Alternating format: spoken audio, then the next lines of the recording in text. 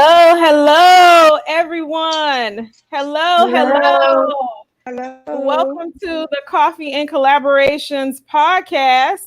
I am your host, Kimberly Winborn of Coffee and Collaborations Media and and Kimberly Winborn LLC. So I'm going to play that one more time, and we're going to clap and welcome these ladies, these wonderful stylists who are here. And so just take a minute, share with a friend. Make sure that you share it on your network, share it in your groups. We're going to have a conversation about healthy hair, being a hairstylist during this climate, and so much more. So welcome. I'm going to play that once again, and we're going to get started.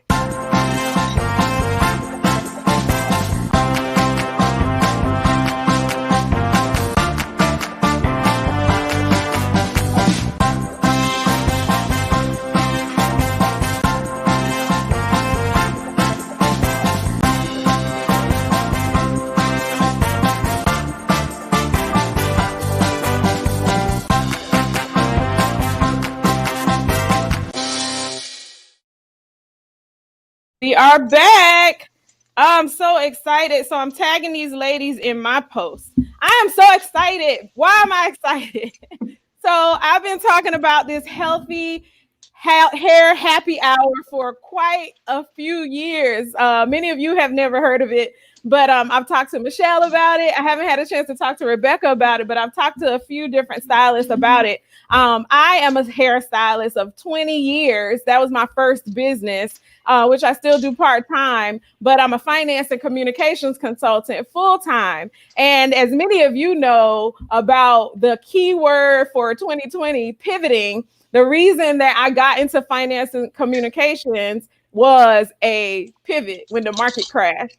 And so I'm excited to be able to share my expertise, have these ladies to share their expertise, and have a great show. So first, I want to introduce you to Rebecca G.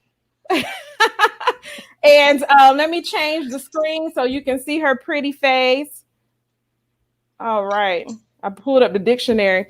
So Rebecca, tell everybody who you are and where your salon can be found, what you specialize in. Hi, my name is Rebecca G. I am located at Salon RG, 444 South Blunt Street, Suite 115B. We are located on the corner of Blunt Street and Cabarrus. My salon, we are a multicultural salon, and we specialize pretty much in everything that is healthy hair. We also specialize in advanced extension installations.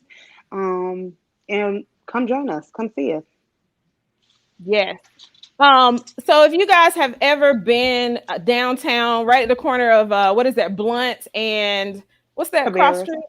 Blunt and Cabarrus. Yeah. I used to go there all the time because it was the Innovation and Entrepreneurship Center for like a year or so. And so we did a lot of meetings there, and that is exactly where she is. So if you've ever been there, that's where she is. Great location, great parking, even for downtown. So welcome, Rebecca. And Rebecca cut my hair. So if you like my hair, I gotta go and get it done again. Let me show you.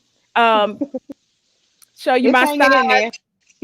Yes, it's hanging in there. I try to do a good job of of representing my stylist. But yeah, so Rebecca cut my hair. I had colored it, and I went in and I just sat in her chair. I relaxed. We had a great time. And so welcome, Rebecca. And then we have Phoenix Colisha. She's coming on in a moment. She's just getting out of church. And so she's going to be joining us in just a minute. But then we have Michelle Scaraglino, who I adore. Look at her. I adore you. Thank you. I adore her. I think I met her a little over a year ago, and we just instantly connected. And so I asked her if she would also be a featured guest. So Michelle, can you tell everyone about who you are and what you do? Hi, I'm Michelle Scaraglino. I'm a hairstylist. I've been in the industry for 13 years. I currently work out of local salon, which is downtown between Blunt and Person Street. I'm also just getting into doing some image consulting and like style consulting. Sorry, my dog just walked in, barged in. So yeah, Rudy's right here. He says hi. That's me. Awesome. And Michelle is so soft spoken, but like this powerhouse of creativity. Like really, like she sews and makes her own clothes. You guys have to follow her page. You have to follow both of their pages. They're so creative. Like she makes her own clothes. What else? You make all this stuff. I hate when people like say your whole resume when you didn't. So I'm not gonna do that to you. But just know that I am a fan. And Oh, so guys, this is an industry that has changed the lives of so many people. When people sit in our chairs, it's like they can just let their hair down, let the world kind of fade away. I like this is September is self-care awareness month, and I do believe that getting your hair done is a mode of self-care. Some men may not say the same thing when their when their wives and girlfriends are gone forever, but it is. And so I want to hear what you ladies think. Like, what's your passion behind doing hair? And what do you think about hair as self-care and therapy? I think doing hair is therapy. It's therapy for me. When I get to work, it's not really work for me. Mhm. Um, I think so when I touch so many different heads and so many women men with different stories, and just being able to be there for them, listen to them, and they know that when they come in, whatever they speak about while they're in the chair, it never leaves the chair. You know Yeah. what I'm saying? But sometimes like, I'm a mother of six, and sometimes you need that time away. And self care is necessary because sometimes we wear so many hats. If we don't have that self care, we get so overwhelmed and we don't know what to do with ourselves. Yeah. And so the salon itself for women is like an oasis. I like to say it's like a oasis experience. Or it's like, going to hang out with your girlfriends. It could be like that. What do you Right. think, Michelle? I mean, I think that most women find the salon to be a place where they can really just like sit and let somebody else take care of them for a minute and not have to think about everything else, their children, their job, everything else outside of that time. And it's just this time where it's just you and them. And they tell you everything. And, I, none of us take that for granted. I know I don't. They know that they Yeah. can tell me things in confidence and I'll just take care of them as well as I can and try and make them feel as good as I can while they're there. And that's the thing that I love about doing here is helping people really feel confident in who they are and try and help them accept who they are as they are and just like making that, embellishing that. But I don't know. That's something I love about hair. Yeah, I Right. agree. Like the creativity, and the transformation, which is one of like my key buzzwords. Like you can come in as that caterpillar and leave Right. that butterfly. Just a little Yes. color. Somebody can come in down and in the dumps and then leave feeling like $1 million, and Yeah. Right. it's such a gift. And Hmm. so, how long have you all both been in the industry? I've been in the industry 27 years almost. Wow.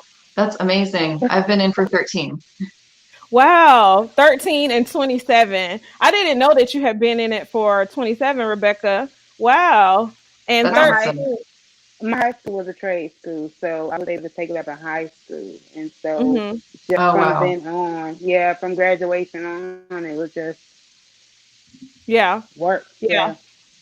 And so, do either of you do any platform work, or have you done any sort of performance work? I I have not. have, I have. It's awesome. Is it I've fun? done, yeah, I've done your fashion week for the last maybe 5 years, 5 or 6 years. I have done photo shoots, fashion shows, a lot, a lot. That's part of what drives me. Like I have the salon, and that I have that life, and then I have that life where it's like, okay, we Yeah. just we just did a photo shoot for um fashion. What is she? A celebrity fashion blog person, influencer. Her name is Olga Okay. Ferrera, and it was rooftop in New York. It was amazing. So I Wow. love that side of it as well. So then I come home and Yeah. I'm back to business. You know, chilling Yeah. with my clients.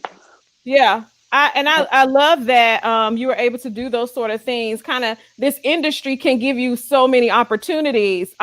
When the market crashed, like for me, for instance, in 2008, 2009, when the market crashed, we still thrived. I still thrived because people still wanted to get their hair done. I just had to kind of change it up a little bit. And then with now with this COVID pandemic, like we had to be shut down for a while, but it was an opportunity once we did open back up for people who were starting to feel like depressed and starting to experience other things to reconnect. And it was an opportunity for us to get back into our creative spaces. And so I like to say, for me, even back to self-care, the salon is a oasis experience for me because my life is very busy. But when I'm there, I have to completely focus where I am and Right. engage my client. And so for me, it's like a breather. It's like a, whew. So Sarah Lauren Beard says, hi, Michelle. I see that. I know Sarah from, actually, Sarah's another amazing stylist that I've known for a really long time. And seeing her name reminded me that I have done, my nerves got to me. I've done some fashion shows, I've done some photo shoots. I got to go to Fashion Week in New York one year and we did a very small show, like an independent designer, but it was amazing. It was a really cool experience. So yeah, I have done that. I forgot. I love that. I love that you all have done that. I've never done that. My brother has. My brother is a local barber, and he has competitions and doing all that sort of stuff. And I never have. But I love seeing all of the beauty around these intricate designs. It's the stuff that people can do with a weave. I mean, extended hair and all of that. It's like, oh my gosh. But let's talk a little bit about some of the, I guess, some of the things that are happening right now in the world, like COVID-19, and how it's affected the barbers and stylists, and how has it affected your business? What are you doing to be sure that if you're back, your clients feel safe? And what are some concerns or things that you would like to share with those who are listening? How about you, Michelle? So I was really nervous to go back to work, honestly. Being close to people was a scary prospect, knowing that how this thing, passes from person to person. And I feel gone above and beyond with the protocols, maybe a little extra, but it's just what makes me feel good to know that I'm keeping myself as safe as possible and my clients as safe as possible.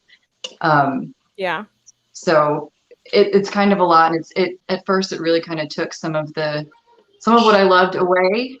But it's coming back now. We weren't doing blow dries in our salon for a while. Mm-hmm. And we just started doing them again. And it's hilarious to me because, like, as a hairstylist, I feel like blow drying is one of the least fun things because you get hot and you're working hard. But I didn't realize how much I need that to see someone's hair finished and just to see them done, especially after a color service. It's like to see them leave with it finished is so much more satisfying. It's such a transformation. Like, it's so much more of a transformation than if they leave with damp hair and you dry this one section. And I'm working about half the amount of time that I was before just to kind of keep exposure down. Unfortunately, I've been busy within those hours. So that's been a really good thing. But it's been so good to be back with people that I love doing what I love. That's awesome. And what about you, Rebecca? I guess I can echo off of everything that Michelle said. It's pretty much been the same here.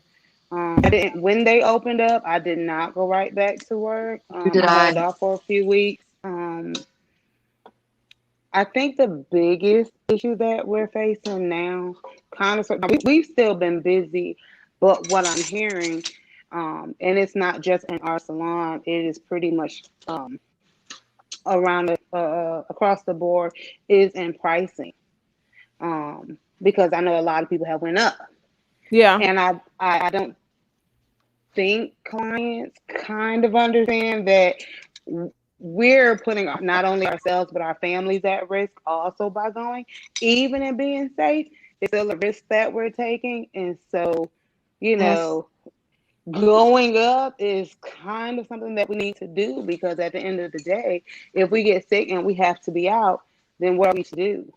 Because salons are one of the small businesses that got almost no help from the government. I mean, almost no help. So, Yes. we were left to stand and fight for us. I know there's so many stylists that don't have insurance. Yeah. It's so many stylists that do not have insurance. And I don't think before COVID, I don't think that they considered that. And, the clients don't know that. But again, we're putting ourselves at risk every day that we go in. And so that is why there's a need for increase in pricing. Yeah. Yes. Nobody's trying to get rich off the clients, but it is a risk. And I think that is the biggest issue that everybody might be facing.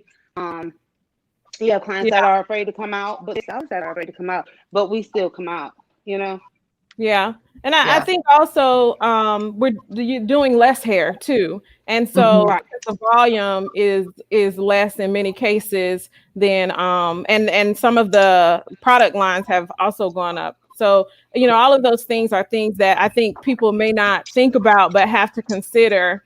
But I want to welcome Miss Colisha Phoenix Hi. Hair on Fire, and it is on fire always. Hey, Welcome to the ladies. Hey, broadcast. Hi. Rebecca. How y'all doing? Good. Good. How are you? I'm a little tardy for the party. I was at church. Yes, I told everybody that you were coming, that you were, had another obligation. So I made sure to set it up for you. Can you just tell us, everybody already introduced themselves. Can you tell us who you are and what your business is about? Like, what's your specialty in hair? Okay. I coin myself I am a colorist. My specialty is color.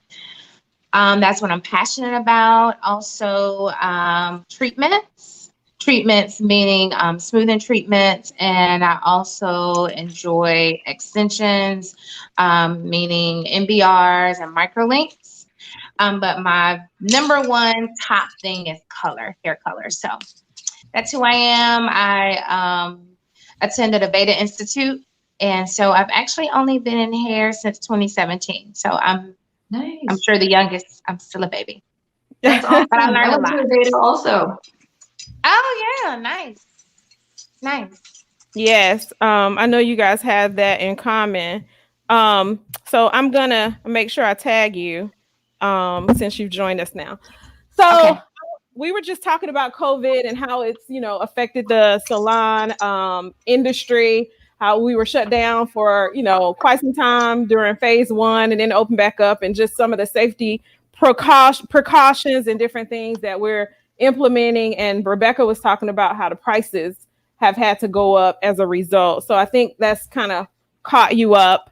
How has it hit you or your clients, guys, personally, professionally, or financially? We talked a little bit about financially, but have you seen a difference in your clients or yourself personally? Yeah, Yeah. I have. I would say for me, I have a chronic illness, so I'm definitely high risk as it relates to COVID. Mm-hmm. However, when the salons open, I waited about an extra week, and I have been keeping in touch with my clients, but I also have others. People are just very much so, and in their own right, on edge and afraid. And I encourage people when they feel comfortable to come into the salon, because everybody's level of comfort is different. I don't have the option to not do anything and to just stay home. My son is in first grade, and I even had to hire a nanny so that he could have structure in his virtual learning, because he's still a baby at learning. He's in elementary school. So I had to hire someone, but not necessarily making more money. I had to adjust my work schedule.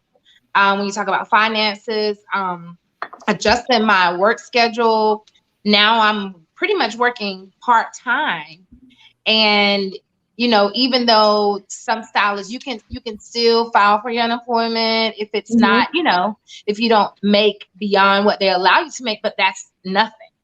Yeah. Right. So I'm really working part-time, and I kind of have a little bit more overhead as far as it concerns making sure that my son is secure in his education. and everybody hasn't returned to the salon yet. Yeah. I have a lot of people who are just like, I can't do it, and that's fine. And I can't take as many clients, especially with what I do with color. And I'm sure Rebecca and always with what they specialize in, the amount of time that it takes to provide your service. I can't, pack them in there. We have to allow time to clean properly in between the clients. So, my service, if you're coming for color, you're easy sitting in my chair 2 to 3 hours. Yeah.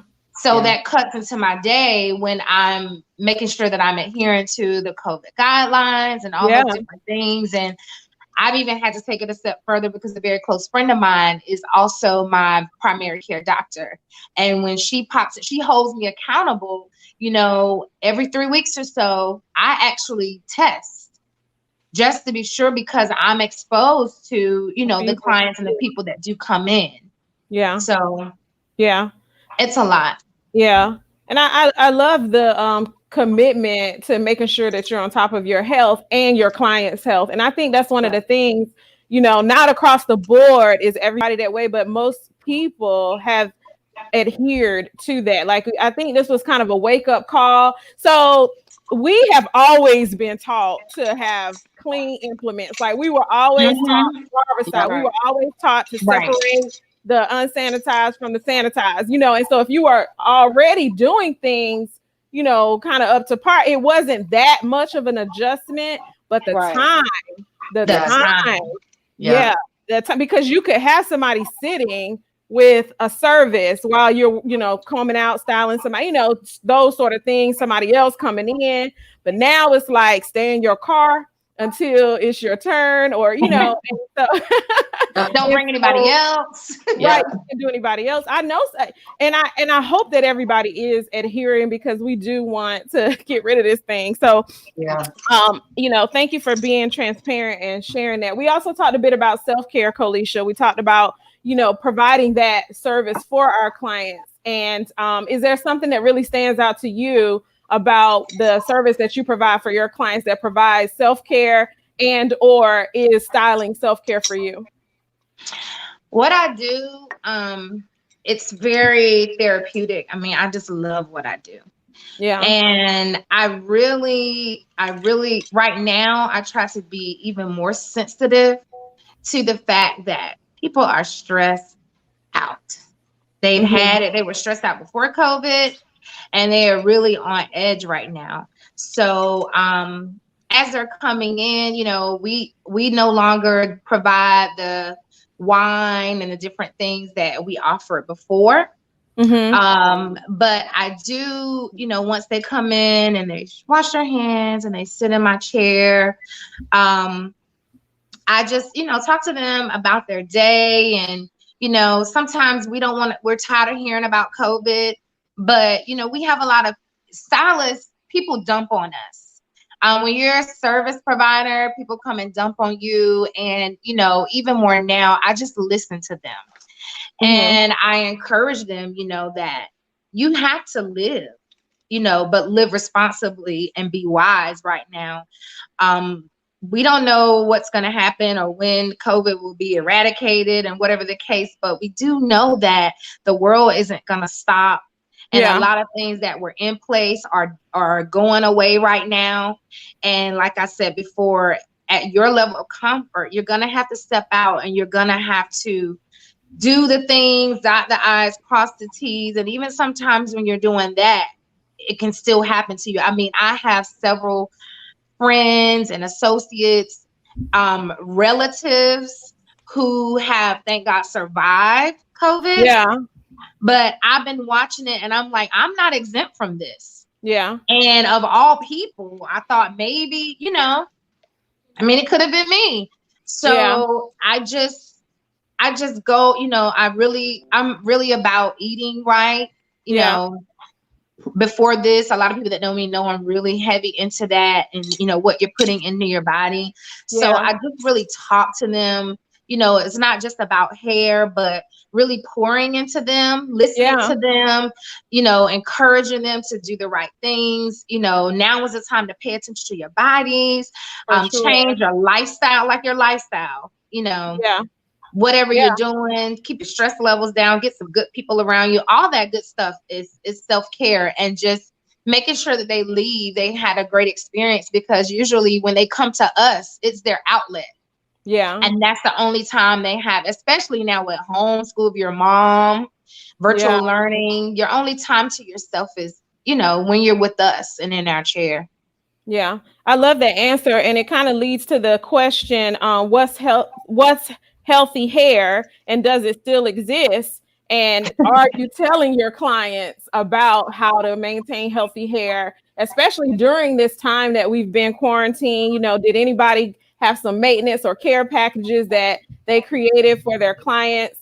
I love how you said that you speak with your clients about self-care. That's one of the things that and a diet and things like that. That's one of the things that I've always implemented, because we're looking down at their hair, and we're seeing so much of a story, just looking at the hair shaft, the hair strand, the scalp, and all of that. So what are some things that you all are telling your clients as far as maintaining healthy hair and it being an inside job as well? Let's start with you, Michelle, and then Rebecca, and come on back around to Kalisha, since you already kind of gave us some some love on. Well, I mean, I think a lot of people, since, I've only seen a few people like once since this has all happened. It's right now, I think it's just a matter of making sure that they're using the right products and not shampooing too often, and that they didn't go crazy with some box color between seeing me last time and seeing me now. Only had one person do that, I think. I thought about doing kits, like color kits. I knew some stylists were, but I felt very nervous about doing that and the potential for something to go wrong. And so for a handful of clients, what I did was clients whose hair I really knew well and knew that they could handle it. I went on, I don't know, don't hate me for this. I went on Sally Beauty and picked out from, what is the one color line that's the Wella color terms. Mm-hmm. And I picked out the right color for them to do their roots at home, so that they could feel like they got some, they had a professional help them, but they didn't, well, obviously they couldn't come into the salon for 10 weeks. Yeah. And so I had a couple people do that, and that I think just made them feel good. And I knew that it was a product that could be trusted, and I told them how to do it. And I even did a few virtual like bang trims for people where we got on video and I helped them cut their own bangs. Yeah. So that they could feel like maintained, and I knew that they weren't going to destroy their hair. Yeah. That was actually really fun. Yeah. So that was a cool thing. That sounds fun. Erica Olson Tagliaferro says, I go to the salon for self-care and to give myself time to be pampered. That's right. And then hello, Della. Della says, hello, ladies. Della Graves. Hi. Hey, Della. Yes. And then Gina says, Gina Trask, Michelle takes care of her people. Heart. All right, Rebecca, what about you? Diet, any sort of vitamins, suggestions you're giving your clients, or self-care sort of tips or maintenance packages? Yeah, so when it first happened, there was a lot going on, and so I wasn't even around too much for, to give my clients what they needed. I did tell them no chemicals at home. I just don't think that they should be doing chemicals at home, none at all, because the ones that did, when they finally came in, it was just a catastrophe on their hair. I mean, their hair was just absolutely shot. But I do try to keep them up on eating right, and then the vitamins, because so many clients not drinking enough water. And I tell them all the time, what you put into your body is what comes out of your body. Hair, skin, and nails, it's gonna show, So I do try to go order vitamins with them, especially the vitamins, because if you're not gonna eat right, you need to at least put what you need in your body. I didn't do any self-care packages again. You know what was going on for the last few months, so I just wasn't able to be around to, do that part of it. But since I've been back in the salon, I've just been trying to keep them up on what's best for them to do as far as eating right, and taking care of them that way when they're not in the salon. Yeah, I love that. Are there any sort of vitamins that you guys recommend? Anybody have a vitamin that they love, a multivitamin or a supplement? I'm a supplement. I love supplements. I didn't used to, but knowing how the food has changed so much, I do. And so, any suggestions? Okay, Rebecca. Listen, this is gonna be so crazy, but Geritol Complete is awesome, right?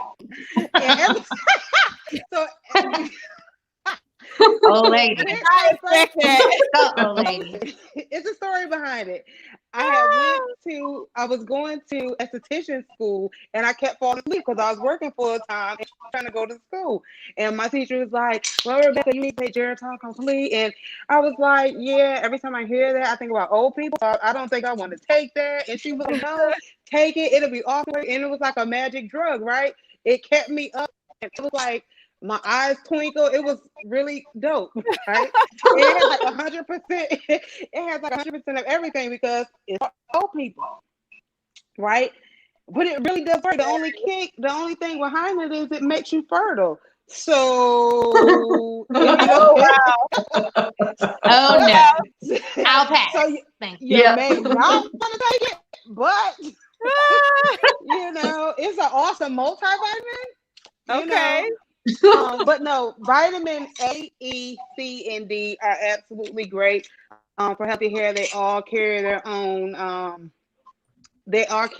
reasons.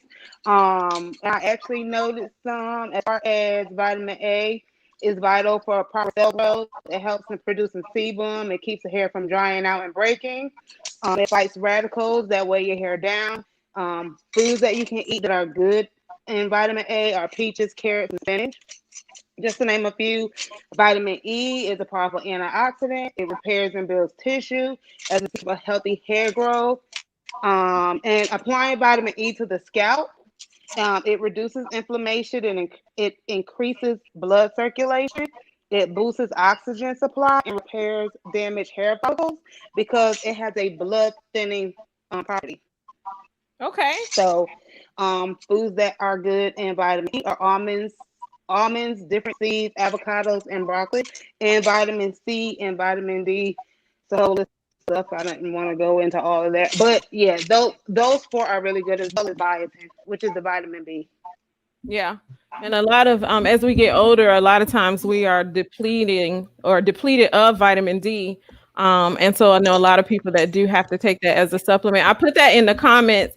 Jasmine Wright said prenatal vitamins are the best. I do know people who take prenatal vitamins like religiously.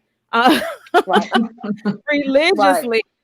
One of the things that and Kalisha, back to you on that. I want to ask a question because I know you already talked about food and stuff. You mentioned earlier your health, and so I did want to highlight that this is September is sickle cell Oh, thank anemia awareness month, and this is the last day. So do you. you The have last day. yeah, you want to share something with us because you do have a organization that really supports getting out the information and all of that. I would love for you to share that.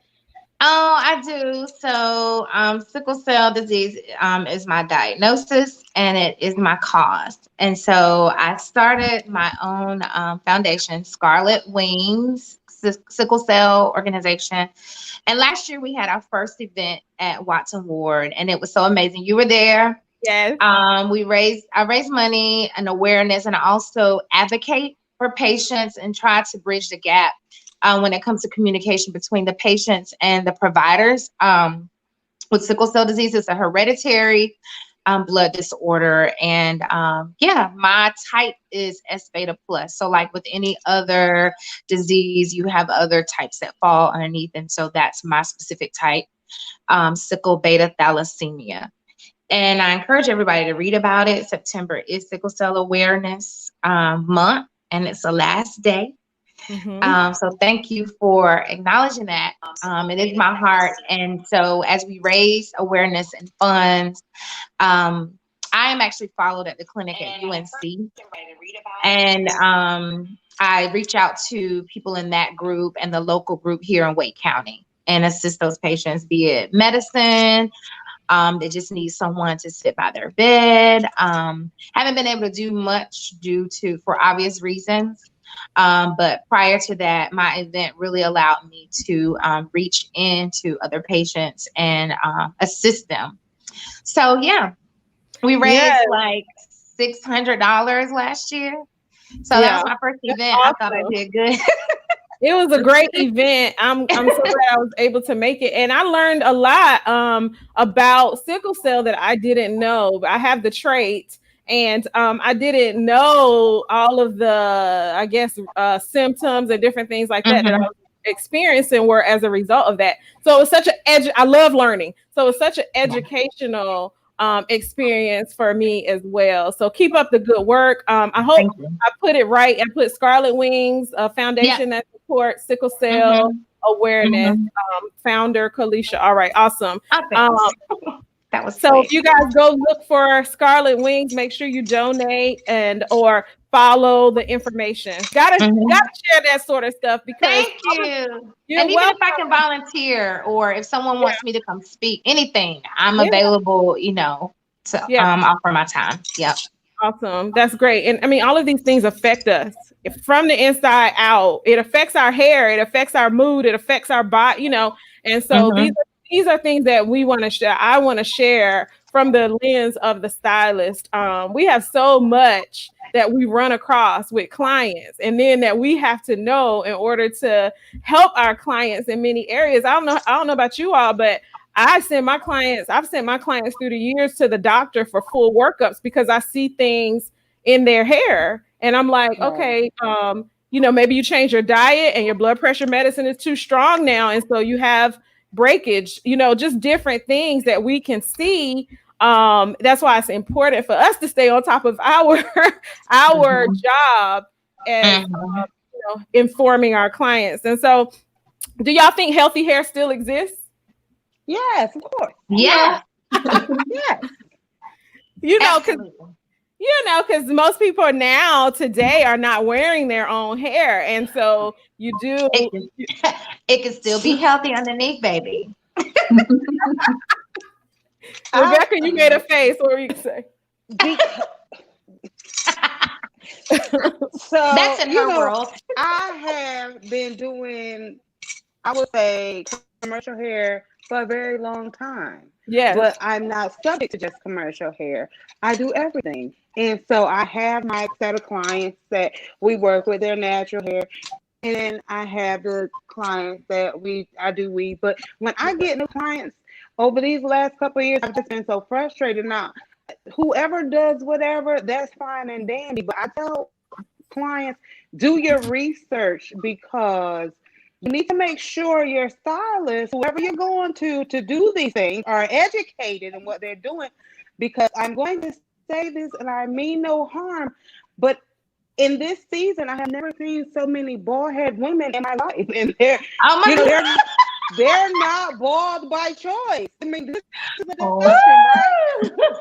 They're not bald by choice. Really, your bald. Your stylist needs to be educated. Let me tell you something. Now I'm about to get very serious. I get so aggravated and agitated and frustrated because you have stylists, and I'm not knocking YouTube because there are some qualified teachers on YouTube, and you got these people that are watching YouTube and they're learning how to do things, and then they're doing them, and because their prices are low, clients go sit in there, they leave you from doing what you know that you're doing right, and they go sit in people's chair because the prices are low, and then when they come back, they don't have any edges. It just doesn't make any sense. These stylists know product knowledge? Have they done their research on the products that they're using? Do they know how to properly use the products? Because there's no reason when you come to me and somebody has done your frontal that your skin is gone across different your hair. Like, it doesn't make any sense. And you've been wearing them for so long, you now have a line of demarcation. The glue from where you've lost your skin cells, you've lost the top layer of your skin cells because it's been being ripped off with this adhesive that your stylist just didn't know what they were doing. Yeah. Yeah. And so healthy hair, I believe it does exist, but yeah. Well, I think, and that's one of the reasons why I wanted to do stuff like, like this show, and why it's called Healthy Hair Happy Hour, this segment of coffee and collaborations, because, I think after a while, somebody said, amen, Rebecca. Della said, amen, Rebecca. After a while, we began to accept things. That's just the nature of people. We began to accept things. I don't know how many people have sat in you all's chairs and they've been doing horrible things at home, but they began to accept, like, this is just my reality. But instead of taking accountability, right? And so you say, no, come on back, for you might put them on a system or a regimen, and then they begin to see restoration. And now you that, you can't say that this is my grandma, this is my, all these different things. And so what were you gonna say, Rebecca? And then when you get them all the way right, they go and do the same thing all over again. Yeah, that's And true. that's why I charge them a service fee. If a client leaves and they go anywhere and their hair is jacked up by whoever they went to, and they come back and I have to repair it, you have your price for your service, and then you have a service fee, because now I have to take extra time, extra skill, extra knowledge to go and fix what you allow somebody to do because you decided you wanted to experiment. Do you all do? I do. Does everybody do that? It's like a correction. Like I know in the color world, a lot of times, color correction. Yeah, yeah. If you have a color correction, you have to charge more for that. Yeah. No, this is a straight up service fee, because now you irritated my spirit with the fact that my spirit is vexed. You went and let somebody. I had an example. I dealt with someone. They went somewhere and got a cut color. It was terrible. I had to fix it. And I was like, oh, well, I wanted to book with you, and I was like, and I had to fix it. So on top of all the other service charges, now you have a service fee. It's something totally different from anything you're gonna find on even if it was a color correction. Guess what? You still got a service fee, because now I got to go, just like you do on the cut. For every shear that you pick up, every nothing shear that you pick up, if I got to pick up my rate, everything that you pick up is an extra charge, because now I'm digging way down in my skill set to make sure that you good. But this service fee, that's a whole nother I got it. Another life of its own. I ain't playing with it. I don't know. Gina said, luckily, I've never had to deal with that because I only let Michelle touch my hair. All right, Gina. Well, Gina. Like, go ahead, Michelle. People, that's what I don't understand, is people are like, don't want to go to someone whose prices are higher, so they go to someone whose prices are lower. Just the same thing you were saying, but it's like, if you just spent the money and invested in your hair in the first place, you wouldn't have to do this whole, like, my hair has been destroyed and now I've got to pay extra to get it fixed. And it's just like, just your hair is an investment. It's part of you. It's an expression of who you are. It's a part of your body. Like, invest in it. Spend the money on yourself and trust the person that's going to take care of it. Yes. What were you going to say, Kalisha? Oh, I'm sorry. I definitely was going to add that clients, we have to hold you accountable, because you come to us and you want magic and instant gratification on something that you have been doing with the pictures for years and years and years to your hair, and it does not work that way. And don't say you want the best in your stylist, but you don't want to make the best investment. You don't want to pay what it takes. You want all our time. You want us to give our all, but you don't respect the cost of it all. And then hair care at home, if we recommend a product, get the product. Don't try to go here, there, everywhere, spend way too much money, get the wrong thing. Go to this beauty supply store and get the cheaper thing, and then you wonder why your hair isn't working that way. There's a such thing as systems, and there's systems for a reason. And then you have some products, I know that they make it, but it's just like anything else. Everything that's created, everything that grows from the ground, food, whatever the case may be, it doesn't necessarily mean it's meant for you and it's going to work for you. Yeah. So I think if clients would really get in the habit, because what my pet peeve is to feel like I'm working backwards and starting over every time you sit in my chair because you want to be cheap. It goes, we're a team. What I do in the chair, I need you to be working on it at home. When you come back to my chair, I want you to get in and out.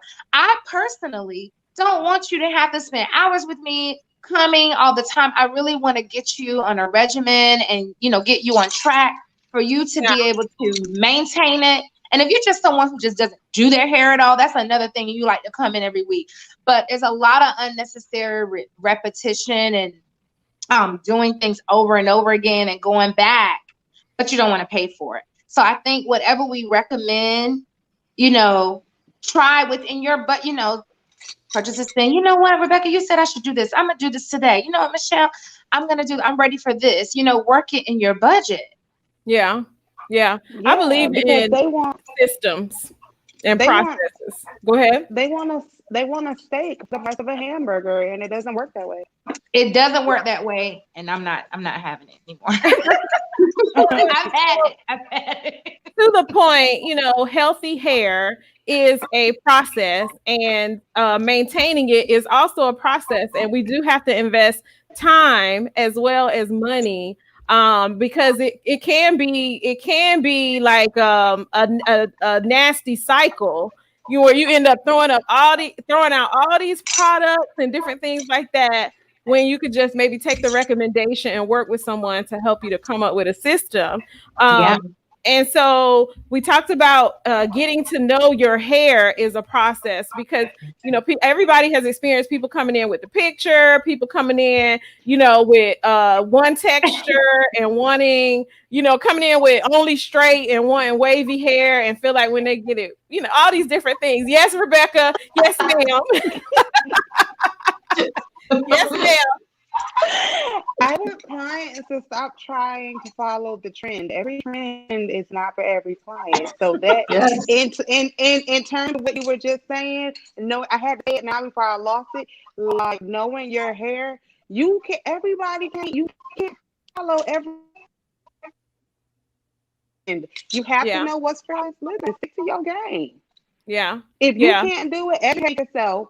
Howsoever, you cannot follow every trend is not for everybody.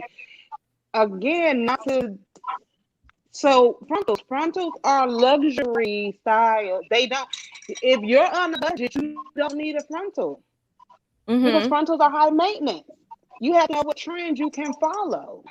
Yeah. You want to be able to get something where your hair is going to be able to remain healthy underneath.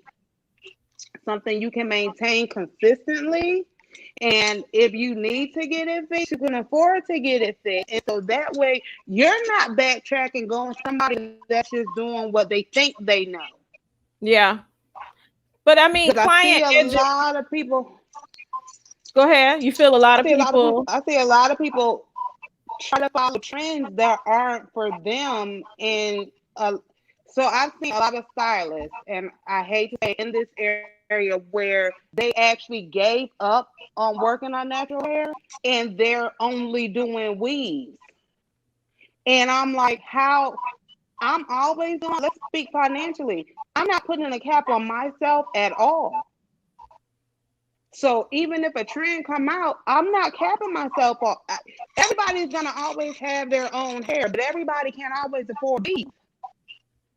Yeah. So if you start working on natural hair and your client says, you know what, I'm tired of this, I want my hair cut, I want it colored, let's see what we can do. And you got to send them to me, I'm going to say thank you, but I'm going to say you crazy. Because hair, everybody's always going to have hair at some point. People are never not going to have hair. I mean, unless everybody in the world shave their hair off. I'm not subject to just Raleigh. I'm not subject to just North Carolina. I'm not just subject to the USA. You understand what I'm saying?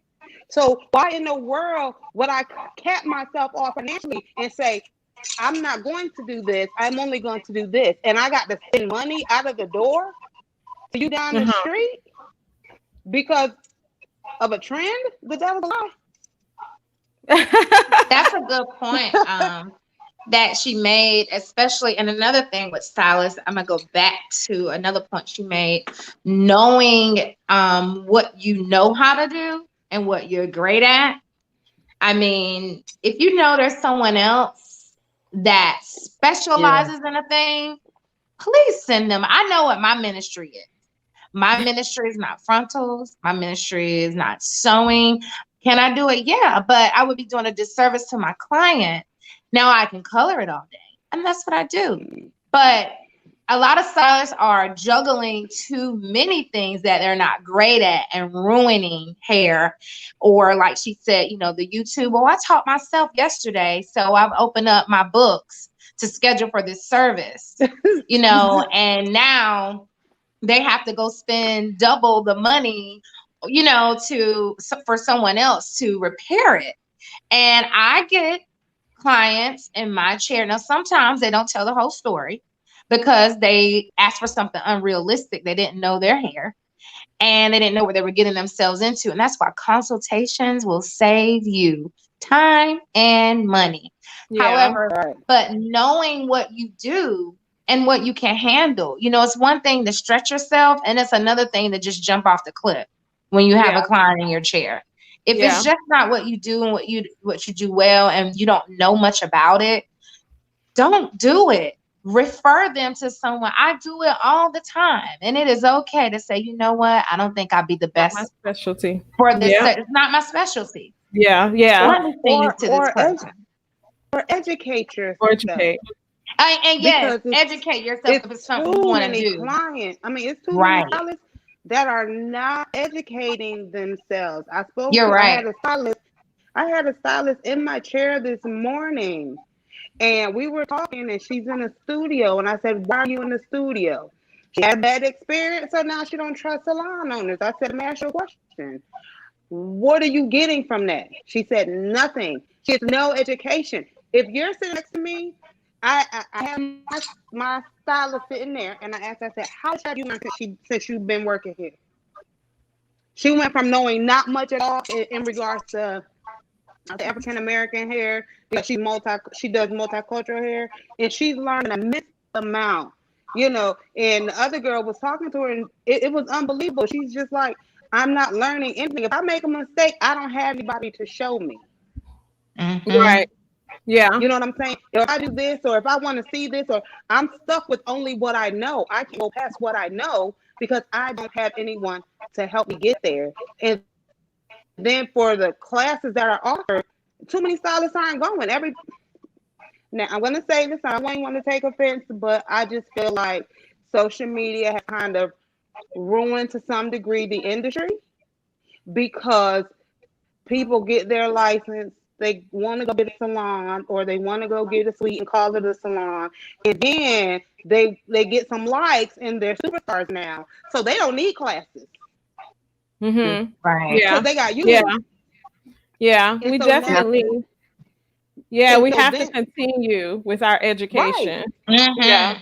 Yeah. And mentorship. I think that's really what you were speaking of. I remember when I first started, I did work in a space with different stylists so that I could learn different things before I went to a studio scenario. Even in the studio scenario, I was still able to learn. So I do think that that's key. And one of the things that I want to touch on before we have to go is client booking and how you all are booking. And then we'll close with a conversation about alopecia. But I know with COVID, we have to definitely space folks out, but we get a bad rep, stylists, because of the fact that many stylists were overbooking quite a bit. What is your booking system? I'll start with Michelle. What is your booking system? Let's not think about COVID right now, just the regular booking system. And are you proud to admit or have to say that you're guilty of overbooking? And if so, how did you change that? So I use Vagaro for scheduling and booking. And I actually don't allow people to book online. I am a little bit of a control freak and I need to know that I am in control of, because people don't know what they need. So it's just the idea of them trying to select a slot and select a service. is like makes me very anxious. So I do it through email or like text or whatever. And I went through a period of definitely overbooking myself, and I really went through some really, I mean, Kimberly, I think I met you right. That's why I reached out to you. I was having severe anxiety. I was seeing too many clients for my own personal health well-being. It was too much. And coming to that realization that that's why I was having heart palpitations, why I couldn't sleep, I was having panic attacks. I had to change it. My body was like, hey, we can't do this like this anymore. And so I had to give myself a limit of how many people I would see in a day. And for me, that's what made a huge difference. And now I'm seeing even fewer, but I think that I think because of social media and just what we see other people doing, we put pressure on ourselves that we have to see this many people, we have to cram these people in and shorten their times. And, well, I can do this person's hair in 30 minutes, so I'm just going to book them in without giving time to breathe in between. And it's just, you're doing yourself and your clients a disservice by doing that, because you can't do quality work and you can't be 100% there for them if you're just like frazzled all day because you're seeing too many people. Yeah. So I don't know if I rambled off topic. No, you answered everything. What about you, Kalisha? The salon I'm in, they use Vigaro, but I've always used Square. And it works great for me. The one thing that I had to change in using Square for scheduling is that I approve the appointments first. Yeah. So they can request what they think they need, and then I will go in and approve it or adjust it. Because I do a lot of color, I haven't really had the issue of overbooking myself, just because the time that it takes, and I can't really juggle the two, maybe put a blowout and, somewhere in between. But I've been pretty good about that, not overbooking. And I've had days where I've done too much and my body felt it. And I'm like, I don't want to burn out. I know a lot of stylists who have been in the game longer than me, and their bodies are just ran down. Yeah. And I promised myself that I'm not doing that, and I have my small chap, my son, with me. So that keeps me, and now, with what's going on, that keeps me definitely out of the red with that. But I use Square and it works, and I have to approve people, and that system works for me. Good stuff.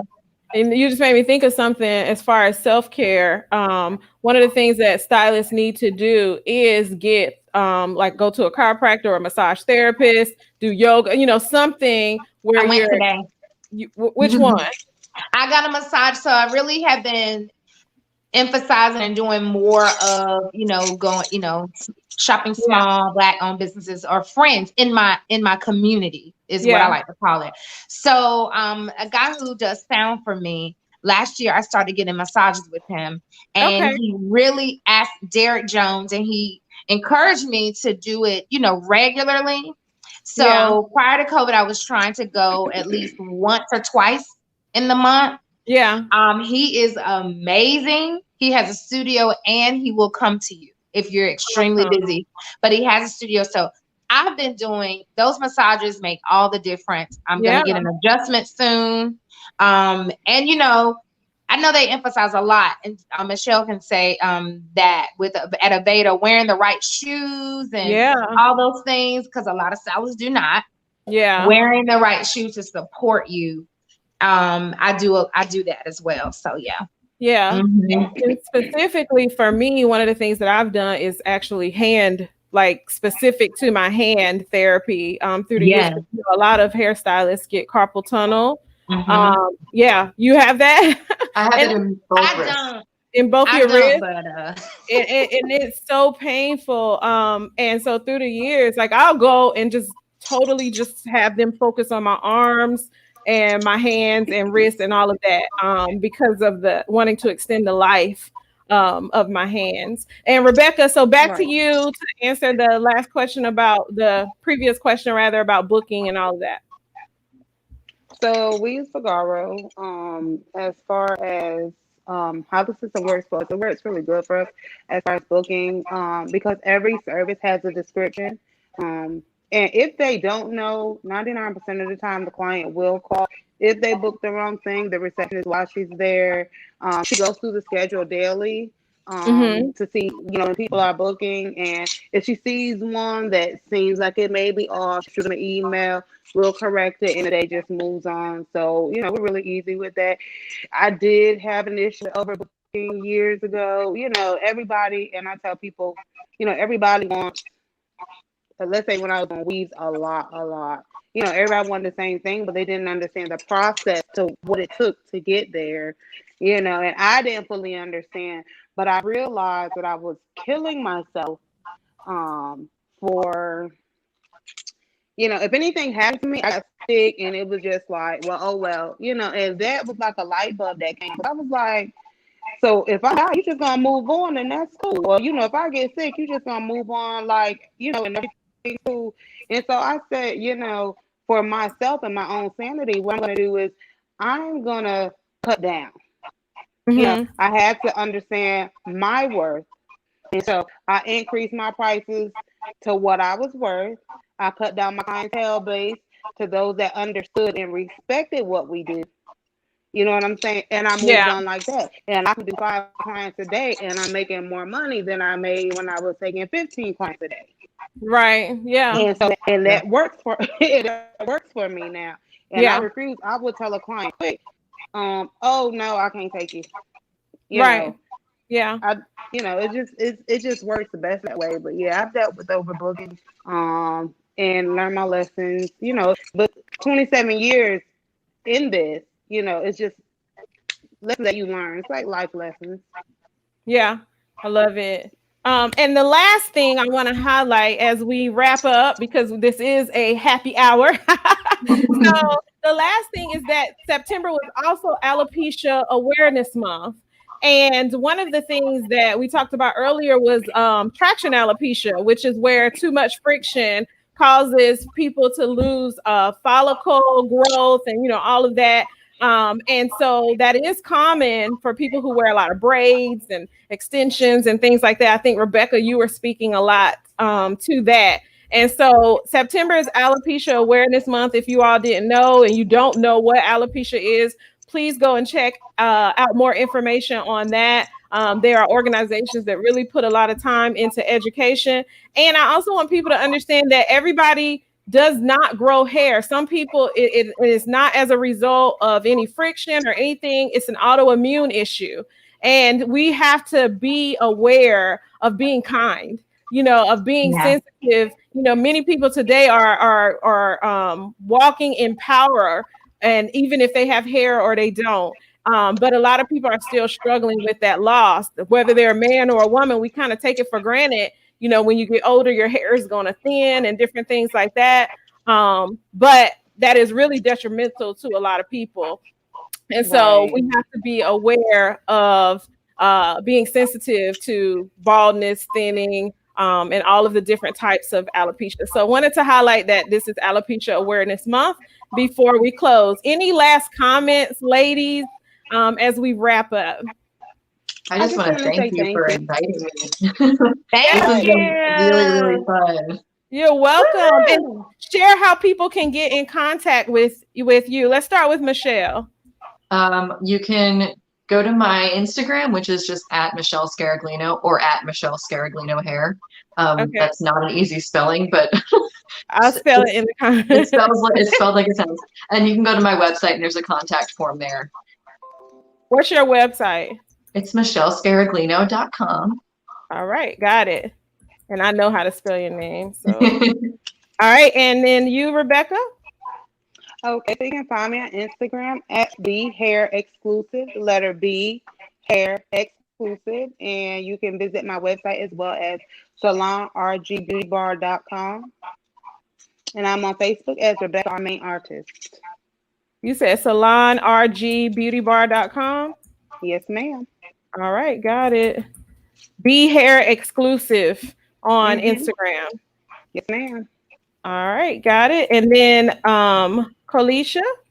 Yes, on Instagram, my salon profile is Hair on Fire by Phoenix. Phoenix, like the bird, Phoenix. So Instagram, Hair on Fire by Phoenix, fan page or salon page on Facebook, Hair on Fire, and I have a stylist profile on Facebook, and it's Phoenix Lee Hair on Fire. Lee is Lei. Yeah. All right, got it.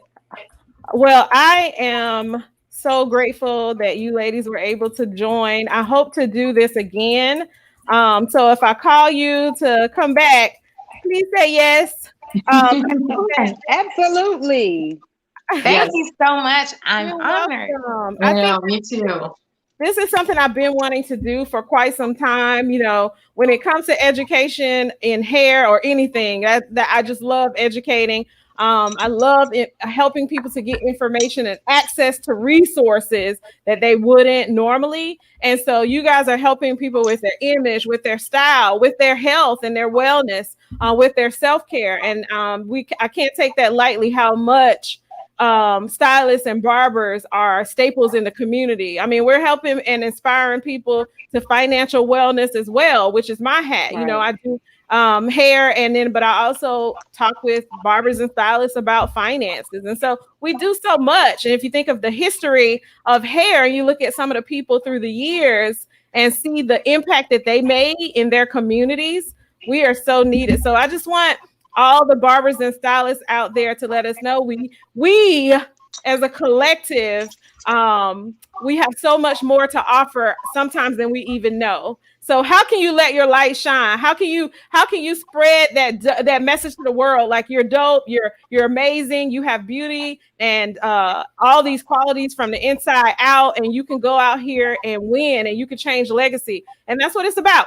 So that's what this show was about. And I'm so happy to have these amazing women to have joined me for the first Healthy Hair Happy Hour panel on Coffee and Collaborations media podcast. So follow us at Coffee and Collaborations on Instagram and also Facebook.